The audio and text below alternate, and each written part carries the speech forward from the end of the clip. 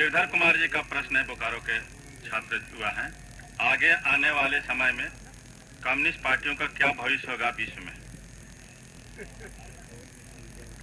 देखो, आप इसको कम्युनिस्ट पार्टी नहीं, हम आपको पूरा राजनीति का भविष्य बता देते हैं। उसमें चाहे कम्युनिस्ट है या आप हैं या कोई और है। दो तीन बात अब ऐसी हैं जिनमें आप पीछे नहीं जा सकते। जैसे अब राजतंत्र कभी कायम नहीं किया जा सकता किसी भी देश के अंदर। अगर सचमुच कोई विष्णु भगवान आज अवतार लेना चाहे तो वो सिर फोड़ कर मर जाए, उसको कोई रानी मिलने वाली नहीं है जिसके पेट से वो जन्म लेगा। हाँ, किसी करोड़पति के सेठानी के पेट से वो पैदा हो सकता है, क्योंकि करोड़पति हैं। राजतंत्र चला गया, वो आने वाला नहीं है। रंग भेद चला गया, वो आने वाला नहीं है। प्रजातंत्र आज का युग है और ये हमेशा रहेगा।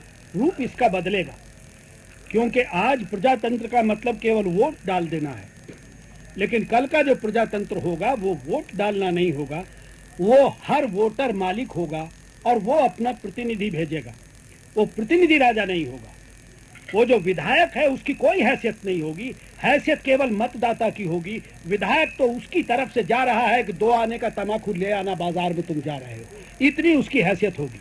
हैसियत होगी मतदाता की, लेकिन उसके लिए मतदाता को जागरूक होना पड़ेगा, बड़ा भारी ज्ञान प्राप्त करना पड़ेगा, देश का अच्छा बुरा मतदाता को सोचना पड़ेगा।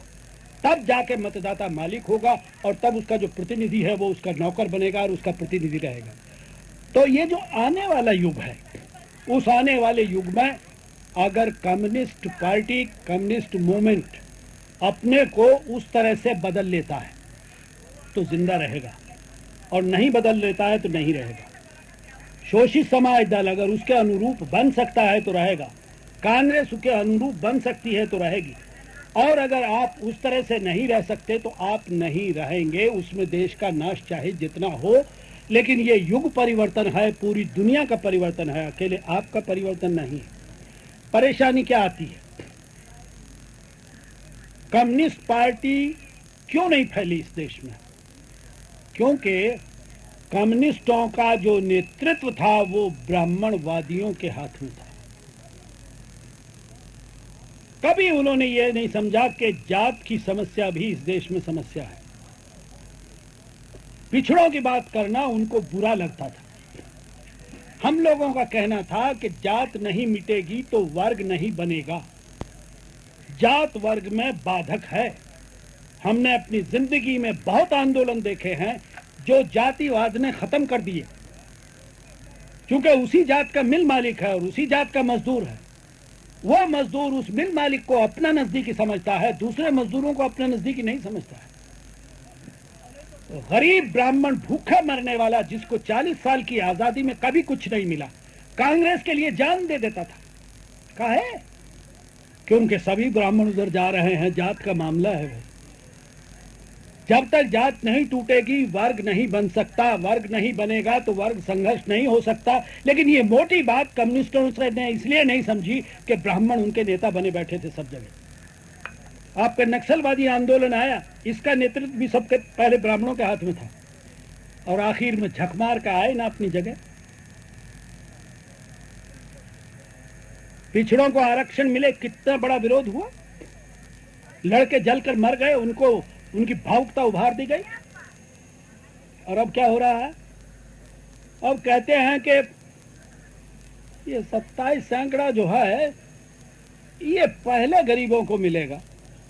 ठीक, मान लिया, आगे 100 सीट मिलनी है गरीब को, पिछड़ों को 100 सीट मिलनी है। गरीब लड़के आ गए, जो भी आपकी परिभाषा है, और 100 में से 70 सीटें उनको मिल गई। आगे नहीं है गरीब का कॉम्पिटेंट। तब कह लगे तब जो उस जात के अमीर हैं उनको मिल जाएंगे। अच्छा, तो पहली बात में इसमें अंतर क्या है? 30 शेर कहो या 6 धड़ी, उसमें अंतर क्या है भाई? मिलना तो इन्हीं को है ना। हाँ, तो इतना हल्ला काहे मचाया अब तक? इतना समय क्यों नष्ट किया तुमने? ये तो कोई बड़ी बात नहीं थी। अब वो चाहते हैं शेड्यूल कास्ट में भी यही हो। हाँ, कर लो। लेकिन हमारा एक दूसरी बात कहनी है कि गरीब ब्राह्मण को नौकरी क्यों नहीं मिले, गरीब भूमिहार को क्यों नहीं मिले? गरीबी की सीमा जो बनाओ वो जनरल पे भी लागू कर दो। क्या हर्जा है?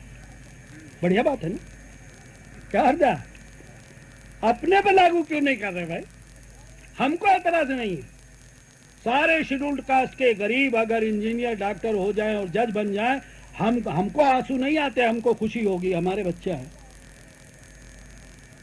लेकिन अगर अमीर ब्राह्मणों की जगह अमीर भूमिहारों की जगह गरीब भूमिहार पहुंच जाए तो तुम पे क्यों जोर पड़ता है ना कहीं खराबी सोचने में। कम्युनिस्ट मूवमेंट इसीलिए फेल रहा है कि इस देश के निरादर को वो कभी समस्या समझ नहीं पाए, और निरादर इस देश की बहुत बड़ी समस्या है। बाबू जगजीवन राम जैसा आदमी, करोड़पति आदमी, सबसे सफल मिनिस्टर, सबसे ऊंचा आदमी, लेकिन कभी सम्मान नहीं पा पाए। सासाराम में मैंने भाषण किया था बांग्लादेश की लड़ाई के बाद, और किसी ने उनसे जाके कह दिया, मैं पहुंच गया सेंट्रल हॉल में तो बाबूजी आ गए, अरे भारती तुम सासाराम गए थे? मैंने कहा जी हाँ गया तो था। क्या भाषण करके आए हो भाई? हमने कहा रिपोर्ट किसकी है? क्या मतलब? मैंने कहा चमार की है कि ब्राह्मण की है? कह लगे इससे फर्क पड़ता है। मैंने कहा ब्राह्मण की होगी तो 100% झूठ बोला होगा, और उनको चमार की होगी तो। मैंने कहा चौथाई बात याद रही होगी उस गरीब से, 3 हिस्से भूल गया होगा। तो वो कहने लगे चमार की रिपोर्ट है। हमने कहा तो जितनी कही है सब 100% सच्ची होगी, जितनी भी उसके याद रही। कहने लगे लेकिन बांग्लादेश की लड़ाई के बाद बहुत लोगों ने हमको पत्र लिखे हैं और हमारी तारीफ की है। मैंने कहा बाबू साहब, जब कोई चमार तहसीलदार बनकर आता है तो सभी ब्राह्मण नमस्कार करते हैं, लेकिन उसके मुंह के आगे, उसके पीछे उसकी बुराई करते हैं। इंदिरा गांधी की तारीफ उसकी पीठ पीछे होती है, मुंह पर नहीं। आपकी तारीफ आपके मुंह पर होती है।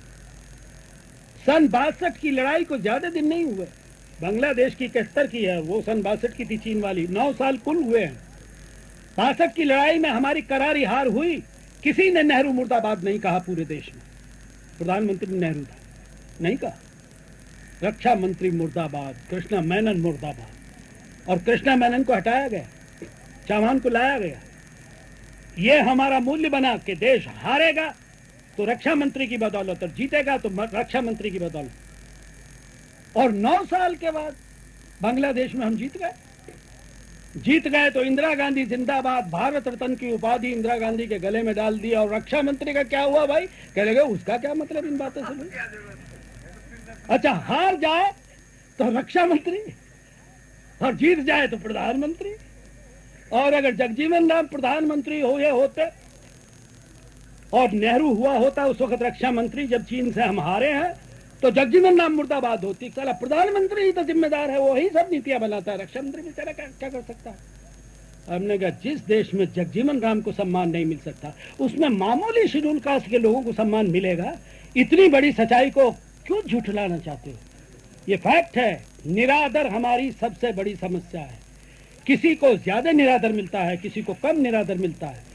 नाव को बुलाते हैं, खाट पर बैठाकर अपनी हजामत बनवाते हैं, और हजामत बनी, चल साले नीचे खड़ा हो। तो अब क्या हो गया? अब खटिया टूटने लगी क्या? पहले अब बराबर कैसे बैठेगा? हजामत में तो मजबूरी थी भाई, बिना बैठे बना कैसे सकता था? तो किसी को कम निरादर मिलता है, किसी को ज्यादा मिलता है, लेकिन निरादर हमारी समस्या है। और कम्युनिस्ट मूवमेंट ने उसको कभी समस्या ही नहीं माना। अच्छा, नहीं माना तो अब देश में कुछ भी नहीं। थोड़े से बंगाल में बैठे हो बस, बाकी तो कहीं कुछ रहा नहीं। त्रिपुरा भी गड़बड़ा गया, केरल भी गड़बड़ा गया तुम्हारा। तो इसलिए साम्यवाद का भविष्य अगर है तो जो दुनिया में एक बड़ी तब्दीली आ रही है उसके साथ बंध कर चलेंगे तो भविष्य है, नहीं तो नहीं।